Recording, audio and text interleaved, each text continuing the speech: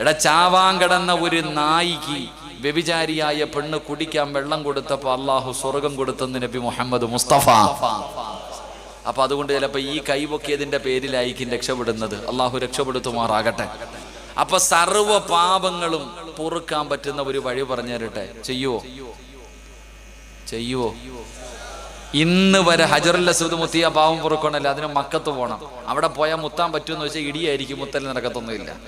അപ്പൊ നിന്റെ ജീവിതത്തിൽ ചെയ്ത സർവ പാപങ്ങളും പൊറുക്കാനുള്ള ഒരു എളുപ്പ വഴി ഇന്നിവിടെ ഇരുന്നു കൊണ്ട് അള്ളാഹുവിന്റെ വിശുദ്ധ ഖുർആനിലെ ഒറ്റ ആയത്ത് ഓതിയാ മതി. അള്ളാഹുവിന്റെ പരിശുദ്ധമായ ഖുർആനിലെ ഒരൊറ്റ ആയത്ത് മനസ്സറിഞ്ഞുകൊണ്ട് ഇഖ്ലാസോടുകൂടി തൗബ ചെയ്യുന്ന മനസ്സോടുകൂടി ഒരേ ഒരു പ്രാവശ്യം നിങ്ങൾ ഇവിടെ ഇരുന്നോത്, അള്ളാഹു നിങ്ങളുടെ ജീവിതത്തിൽ ചെയ്ത സർവ്വ പാവങ്ങളും അള്ളാഹു പുറത്തു തരുമെന്ന് ആദരവായ പ്രവാചകൻ നബി മുഹമ്മദ് മുസ്തഫ സല്ലല്ലാഹു. അള്ളാഹു ഓതാൻ ബാക്കി നൽകി അനുഗ്രഹിക്കുമാറാകട്ടെ. ഇൻഷാ അല്ലാഹ് ഓതൂലേ? അതിനും മടിയാ, ഓതൂലേ? ഇൻഷാ അല്ലാഹ് അൽഹംദുലില്ലാഹ്. അപ്പൊ ആയത്ത് വേണോന്ന് ആഗ്രഹമുള്ളവരൊക്കെ കൈപൊക്കിക്കേ. ഇൻഷാ അല്ലാഹ് അവിടെ ഇരിക്ക് ഒരു 11:30 വരെ. ആ ആയത്ത് ഏതാന്ന് കേൾക്കണമെങ്കിൽ 11:30 വരെ ഇവിടെ ഇരിക്കണം. ഇപ്പൊ കിട്ടൂല. ഓസിനങ്ങനെ മേടിച്ചിട്ട് പോണ്ട. ആയത്ത് ഇപ്പോഴേ ഞാൻ പറഞ്ഞാൽ പിന്നെ അതിനൊരു മഹത്വം ഇല്ലല്ലോ. അപ്പൊ അതുകൊണ്ട് കഷ്ടപ്പെട്ട് കിട്ടുന്നതിലാണ്. അപ്പൊ ഇൻഷാ അല്ലാഹ് ഒരു 11:30 വരെ ഇരിക്കാനുള്ള മനസ്സെങ്കിലും ക്ഷമയെങ്കിലും ഉണ്ടോന്ന് ഞാൻ നോക്കട്ടെ. ഇൻഷാ അല്ലാഹ് അത് കഴിഞ്ഞ സന്തോഷത്തോടു കൂടി ആ ആയത്ത് ഓതി തൗബ ചെയ്തിട്ട് പിരിയാം. അള്ളാഹു ഭാഗ്യം തരുമാറാകട്ടെ. എന്റെ പ്രിയമുള്ള സഹോദരങ്ങൾ, അപ്പൊ അതുകൊണ്ട് അള്ളാഹുവിന് വേണ്ടി സ്നേഹിച്ച സ്വർഗം കിട്ടും. അള്ളാഹിന് വേണ്ടി സ്നേഹിക്കുന്നവർ നാളെ അള്ളാഹുവിന്റെ പടച്ചവൻ നമുക്കൊരു സ്ഥാനം തരുമെന്നാണ്. അതുകൊണ്ട് ഞാൻ നിങ്ങളുടെ കൂട്ടുകാരനാകാൻ ആഗ്രഹിക്കുന്നവനാണ്. അതുകൊണ്ട് ഞാൻ നിങ്ങൾക്കൊരു കൂട്ടുകാരനെ പരിചയപ്പെടുത്താം. നിങ്ങൾക്ക് എല്ലാവർക്കും ഞാനൊരു കൂട്ടുകാരനെ പരിചയപ്പെടുത്താം. എന്റെ പ്രിയമുള്ള സഹോദരങ്ങളെ, അള്ളാഹുവിന്റെ പ്രവാചകൻ നബി മുഹമ്മദ് മുസ്തഫ സല്ലല്ലാഹു അലൈഹി വസല്ലമ തങ്ങളുടെ കൂടെ 10 വർഷക്കാലം നടന്ന സ്വഹാബിയാണ് അനസ് റളിയല്ലാഹു തആല അൻഹു. പ്രവാചകനെ വല്ലാത്ത ഇഷ്ടമാണ് അനസ് തങ്ങൾക്ക്.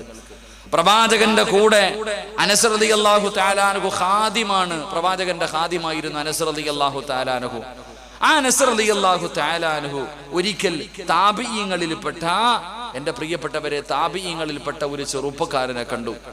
അവിടെ നിന്ന് ചരിത്രത്തിൽ കാണാം, റബീ ഇബ്നു ഹുസൈം റളിയല്ലാഹു തആല അൻഹു താബിഈങ്ങളിൽപ്പെട്ട ഒരു ചെറുപ്പക്കാരനാ. മഹാനായ അനസ് റളിയല്ലാഹു തആല അൻഹു റബീ ഇബ്നു ഹുസൈം എന്ന് പറയുന്ന ചെറുപ്പക്കാരനെ കണ്ടപ്പോ അവിടെ നിന്ന് പറഞ്ഞു, നിങ്ങളെ എങ്ങാണം എന്റെ മുത്തുനബി കണ്ടിരുന്നെങ്കിൽ.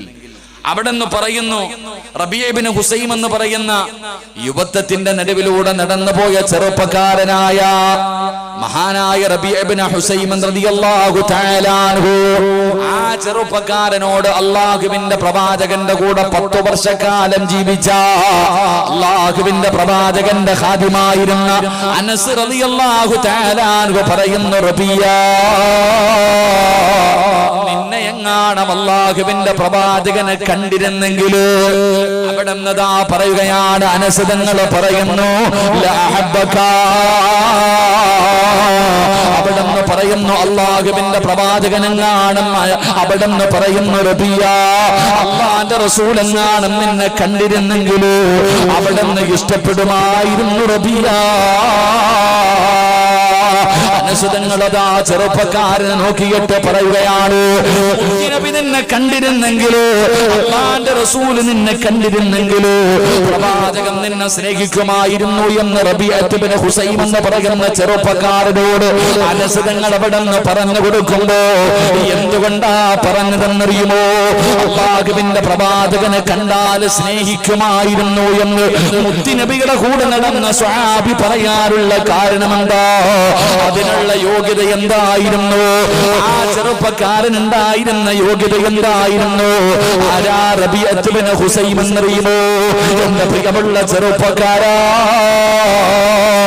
അല്ലാഹുവിന്റെ പരിശുദ്ധമായ ഖുർആൻ ഉണ്ടല്ലോ, അല്ലാഹുവേ ഖബറിനെ കുറിച്ച് പറയുന്ന ആയത്ത് കേട്ടപ്പോ, മരണത്തിന് ശേഷമുള്ള ജീവിതത്തെ കുറിച്ച് പരിശുദ്ധമായ ഖുർആൻ പറയുന്ന ആയത്ത് ഓതിയപ്പോ മഹാനായ റബീഅത്ത് ഇബ്നു ഹുസൈം റളിയല്ലാഹു തആല